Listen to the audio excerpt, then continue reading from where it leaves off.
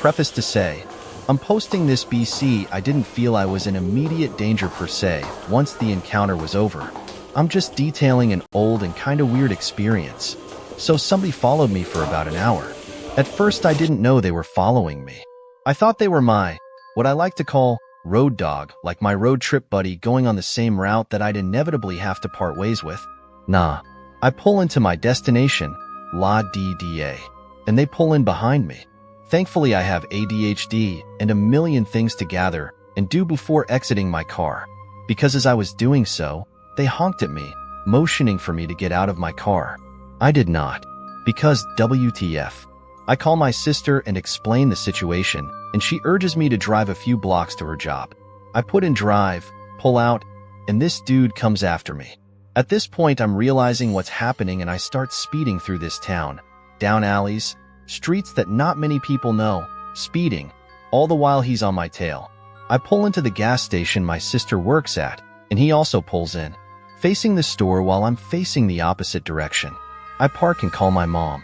I have my mom on the phone and this dude gets out, walks over, motions for me to roll my window down. I do BC, I'm just a girl, LMAO, and he says, may I get in?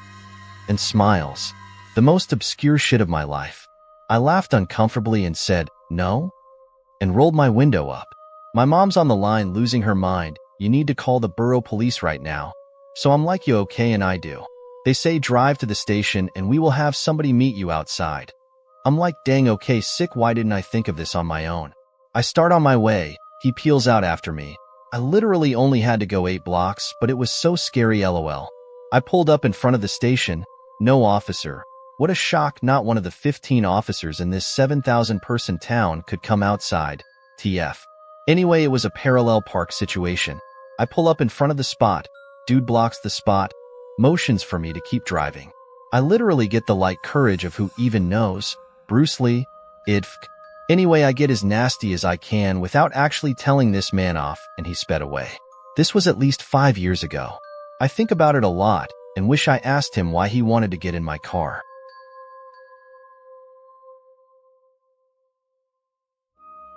Last night around 9 p.m., my niece and I ran to the store about a mile from our house to grab some trash bags and ice cream. There were about 7 to 8 cars in the parking lot in front of the grocery store. I used the side entrance to the parking lot where it was a little darker / further away from the other cars. On the corner between the shopping center and street is a very small pond.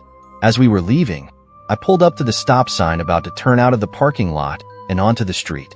I stop. We both look over and see a man with light hair and a flannel standing next to and facing the pond, holding a shovel or rake, something with a very long handle, and aggressively pushing at the ground with it where the grass goes down to the edge of the water. Both of us are like, what the hell? And I see him turn quickly and look at us through the window. At this point, I still haven't processed what's happening as I'm also focused on driving. So I turn back to look at the road and pull away while saying, what the hell is he doing out here? Then my niece says, he just ran after your car. I look back and don't see him, as I already turned the corner around the trees / bushes. I'm like, girl, what? Are you serious? I asked her if she was exaggerating / being paranoid, or if he actually came after my car. She said she was serious. He charged at my car holding the shovel / rake thing. I was trying to process it and decided not to turn around and go back because we're 2 young women and I don't want to do anything stupid. I drove home and told my parents, who suggested calling the police just in case he was up to no good. I called and briefly explained the situation, and the guy definitely did not take me seriously, LOL. He asked, could he have been clearing it so water could drain? I said, I think if that was the case, he would have a car or truck with him and it wouldn't be late at night. I didn't see a vehicle nearby, he was just out there. So he said he'd send someone down to check it out, and if anything else happens, call back. That was that. I thought about it all night and I'm still bothered by it. I work in the same shopping center, so when I drove by today I looked and didn't see anything. Not that I could see very well while moving at 10 miles per hour. Anyway, all I can think is, what was he doing? The spot he was standing in is surrounded by businesses on all sides. It's not like he was on his own property. They would not have someone working on landscaping at 9 p.m. on Easter Sunday, in the rain, alone, and with no vehicle. And if he was doing something shady, Why in a public setting where people can see you? What was he doing there? Anyone have any ideas? It's driving me nuts. I'd like to talk about a kid I'll refer to as Cal. So Cal in 6th grade, you see, had a crush on a girl I'll refer to as V. That sounds harmless at first, and it was until one day V and an acquaintance of mine I'll call Luke were on a walk during recess.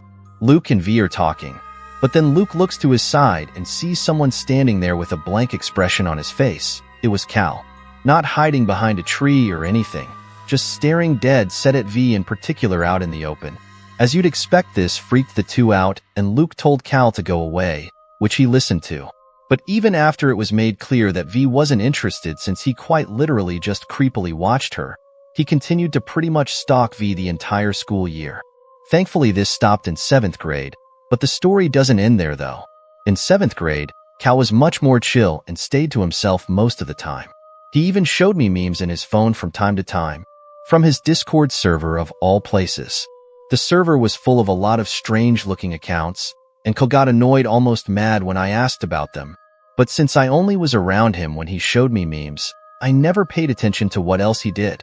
Now he started staring strangely at a friend of mine I'll call 𝐬𝐿, particularly at a, let's just say, a rather suggestive area. Then when she was playing tag with some other students, Cal invited himself in it. But what he did made me sick. Now Cal's a pretty slow runner, but he somehow caught up to 𝐬𝐿, and when he tagged her in one of her breasts. Although 𝐬𝐿 brushed it off as an accident, he did it in the same spot a second time. Now it was crystal clear what his intentions were. It truly makes me sick that he saw her playing tag as an opportunity to literally sexually harass her. And Cal never got physical like that with V. However, I suspect that he hates 𝐬𝐿. As one day, 𝐬𝐿 did something that made Cal really mad. I think she knocked his lunch off a table on accident or something like that. At least that's what 𝐬𝐿 told me. And temporarily he told 𝐬𝐿 to go away whenever she got even remotely close to him. And when she did, Cal started hissing at her, almost like a cat. It was really weird, but this stopped in just a few weeks or so. Fortunately though, that's all he's done, which I'm glad for, though I still see him around of course, and he only hangs out in 3 places. Those being a bench he sits at all recess, the table he sits alone at during lunch, and he goes into the bathroom for up to 15 minutes. I have no idea what he could possibly be doing in there for that long, and I don't think I want to know. I can't believe I used to hang out with this kid. It's truly disturbing that someone who seems so humble can be a completely different person without your knowledge. I'm just glad he stays out to himself now, and knows better than to show his face around us again. This happened a few hours ago. I, 22F, was walking back home from work, and this random guy, who looked to be in his 30s, was on his scooter, kept on honking behind my back. The road was pretty empty, so I wondered what his deal was to honk. I didn't turn back to look at him. I just kept walking. As he was passing by me, he slowed down and looked at me. He stopped honking and kept his vehicle moving. So I thought he mistook me for someone else and realized I wasn't who he was looking for or something. Suddenly this guy raised his left arm and gestured as if he was squeezing in the air, like he wants to grab me, all while his vehicle was still moving. He was looking in the rearview mirror to see my reaction while doing it. I was expressionless because my brain was slowly registering what was happening. He honked again and did the same gesture, looking in the rearview mirror one more time before taking a left turn and disappearing. He wanted to make sure I saw it, and that's why he honked and slowed down.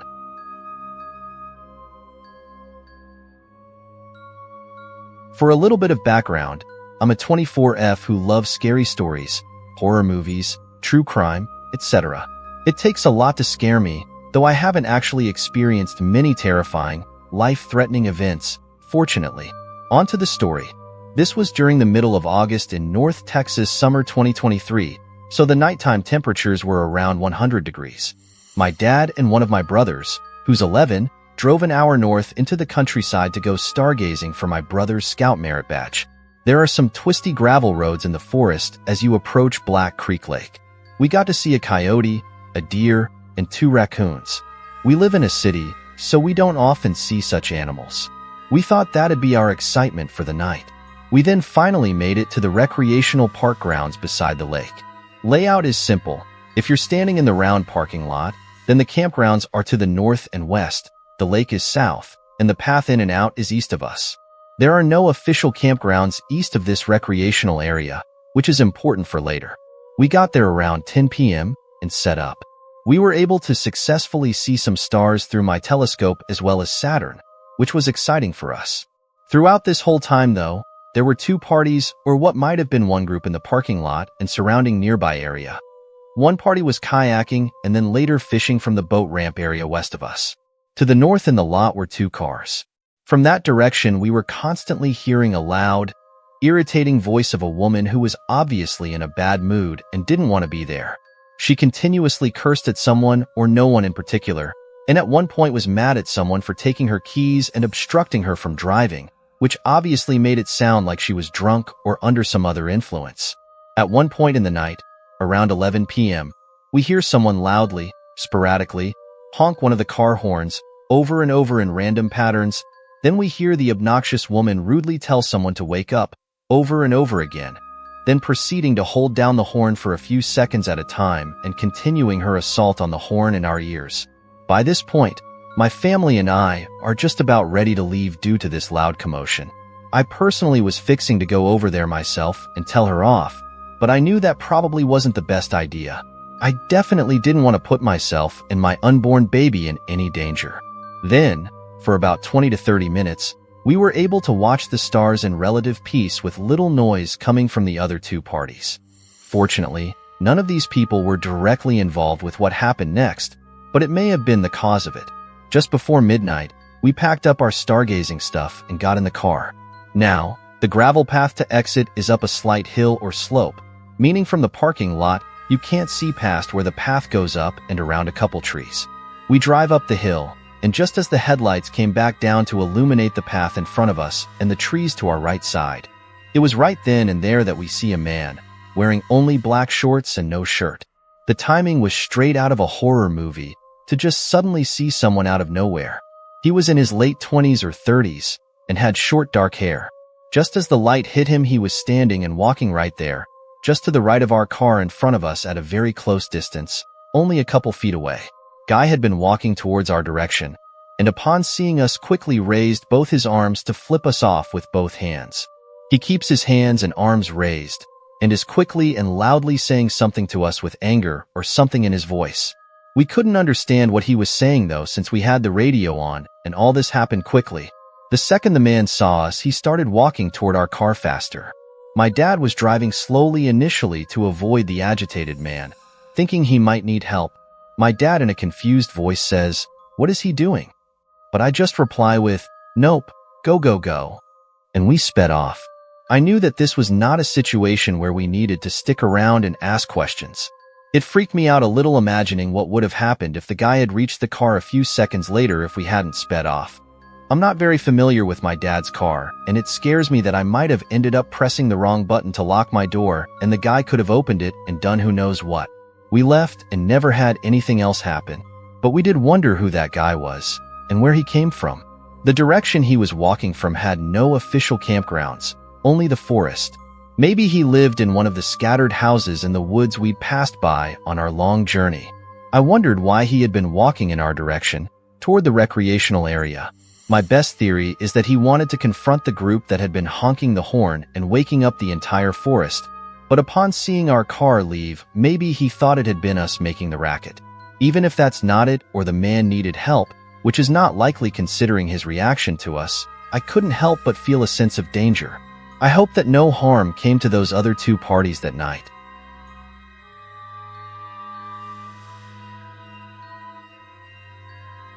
Sorry that this is kinda long, but I had to explain the details. As I, 27F, work remotely, I only go into the office once a month and I take the train. In January, when I was going back home from the office, I was walking to the entrance of the train station along with many other people. As I'm generally more alert of my surroundings, I noticed the older man walking in front of me with glasses and holding a suitcase, looking like a working professional as well. As this is a newer station, once you entered it, you have to take the escalator down either 1 or 2 floors depending where you're going. I made a mistake by taking an escalator that goes straight down to the lowest floor and should have taken the one that led to 1 floor lower. So I just waited to reach the platform to go take another escalator up a floor. While still going down, I turned around out of habit to check my surroundings and noticed the same older man just 2 steps behind me. Keep in mind this is a long-ass escalator with no one else on it. Why is he so close to me and previously he was in front of me when going to the entrance? I was immediately on high alert, and once I reached the bottom I noticed this platform had literally 0 people. The train must have just left. I fast walked to the escalator to go up and I saw the man also walking fast behind me, so I just ran up the escalator and thank God. My train actually arrived when I reached the platform which had a lot of people. I darted inside and looked back. Saw the man also rushing to get in the train, so I immediately walked so fast through the crowded train towards the other end and sat down beside a girl. I figured if the man was looking he couldn't see me through the crowd. I had to get off the train after 3 stops to change to another train, and the whole way I just kept looking back to make sure the man didn't follow me. I was so terrified. I told my boyfriend and he was glad I noticed the man quickly. I told my friends as well, and they empathized but also pointed out that the man might also be lost and just followed me because I seem to know where I'm going, lol. While that is possible, I just don't want to take that chance. One time I was in uni and going down the elevator with an old man to the car park to drive to school around 7 a.m. and when I was immediately terrified and ran to my car, got in, and locked the doors, and he just stood around the lobby entrance acting like he was just hanging out there. I had many terrifying encounters like this since college, and recently I'm just so profoundly sad and angry that women have to go through this all the time. I came across a new song called 12-Minute Walk by Bow Anderson and I diagonally on purpose so that I didn't cross in front of this girl on the sidewalk.